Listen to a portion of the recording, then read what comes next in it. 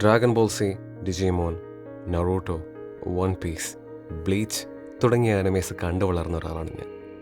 എന്നെ സംബന്ധിച്ചിടത്തോളം ആനിമെ എന്ന് പറഞ്ഞാൽ ആക്ഷൻ പാക്ഡ് ആയിട്ടുള്ള ഫാൻറ്റസിയും സയൻസ് ഫിക്ഷനും ഒക്കെയുള്ള കുറേ കഥകളും കഥാസന്ദർഭങ്ങളും ഒക്കെ ആയിരുന്നു. പക്ഷേ എന്നിലെ പ്രേക്ഷകൻ വളർന്നപ്പോൾ ആനിമേസ് നമ്മുടെയൊക്കെ ജീവിതത്തിൻ്റെ തന്നെ ഒരു പ്രതിബിംബമാണെന്ന് ഞാൻ തിരിച്ചറിഞ്ഞു. ആ തിരിച്ചറിവ് എനിക്ക് നൽകിയ വളരെ യുണീക്കായിട്ടുള്ള ആനിമേസ് ഉണ്ട്. അതിൽ ഏറ്റവും വലിയ ഉദാഹരണമാണ് നാഓക്കി ഉറസാവ ചെയ്തിരിക്കുന്ന മോൺസ്റ്റർ.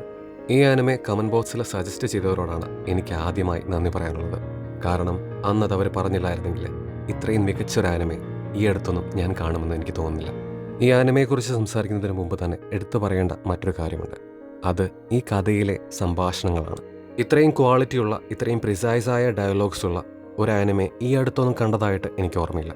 അതുകൊണ്ട് തന്നെ ഇതിലെ കഥ എന്നതിനപ്പുറം ഞാൻ ഏറ്റവും കൂടുതൽ ആസ്വദിച്ചൊരു കാര്യം ഈ കഥയിലെ കഥാപാത്രങ്ങൾ തമ്മിലുള്ള സംഭാഷണങ്ങളായിരുന്നു. ഈ കഥയിൽ പറഞ്ഞു വെക്കുന്ന ഓരോ സെന്റൻസിലും 1000 അർത്ഥങ്ങളുണ്ടെന്ന് ഈ ആനിമെ കണ്ടുകൊണ്ടിരിക്കുമ്പോൾ നിങ്ങൾക്ക് തിരിച്ചറിയാൻ കഴിയും. നാഓക്കി ഉറസാവ ചെയ്തിരിക്കുന്ന മോൺസ്റ്റർ എന്ന ആനിമെ വളരെ ആഴവും കോംപ്ലിക്കേറ്റഡുമായിട്ടുള്ള ഒരു നറേഷനുള്ള ഒരു സൈക്കോളജിക്കൽ ത്രില്ലറാണ്. മനുഷ്യജീവന്റെ വിലയറിയാവുന്ന, അത് സംരക്ഷിക്കാൻ ഏതറ്റം വരെ ശ്രമിക്കുന്ന ഒരു കഥാനായകൻ, കൊല്ലാനും കൊല്ലിക്കാനും മാത്രം അറിയാവുന്ന മോൺസ്റ്റർ എന്ന് വിളിപ്പേരുള്ള ഒരു പ്രതിനായകൻ. ഈ ആനിമയുടെ പ്രധാന കഥാപാത്രങ്ങൾ ഇവരാണ്. പക്ഷേ അത്ര ലളിതമായി പറഞ്ഞു വയ്ക്കാൻ പറ്റുന്ന ഒരു കഥയല്ല മോൺസ്റ്റർ എന്ന ഈ ആനിമയ്ക്കുള്ളത്. നമ്മളൊക്കെ കണ്ട് ശീലിച്ചിട്ടുള്ള മെയിൻ സ്ട്രീം ആനിമേസിൽ നിന്ന് കംപ്ലീറ്റ്ലി ഡിഫറെൻ്റ് ആണ് ഈ ആനിമെ. അതുകൊണ്ട് തന്നെ ഈ ആനിമെ ഒറ്റയിരുപ്പിൽ കണ്ടു തീർക്കുക എന്ന് പറഞ്ഞാൽ അത്ര എളുപ്പമുള്ള കാര്യമൊന്നുമല്ല.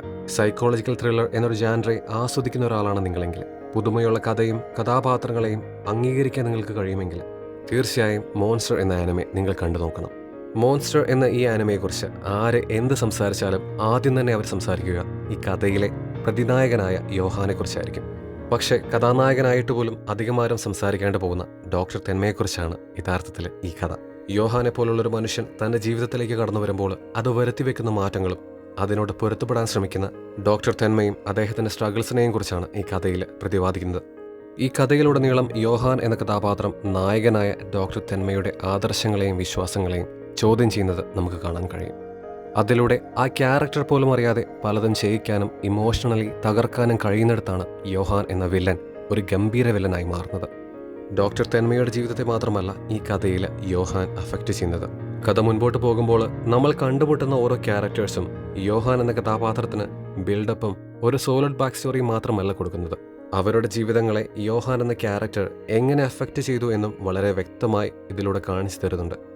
മനുഷ്യജീവനെ വില കൽപ്പിക്കാൻ ആവാത്തിടത്തോളം കാലം ഒരാളിൽ മൊറാലിറ്റിയോ ആദർശങ്ങളോ മനുഷ്യത്വമോ ഉണ്ടാവുകയില്ല. അത്തരത്തിലുള്ള ഒരാൾക്ക് ശരിയും തെറ്റും നന്മയും തിന്മയും ഒന്നും തിരിച്ചറിയാൻ കഴിയുകയില്ല. ഇതിനുദാഹരണമാണ് യോഹാൻ എന്ന ക്യാരക്ടർ.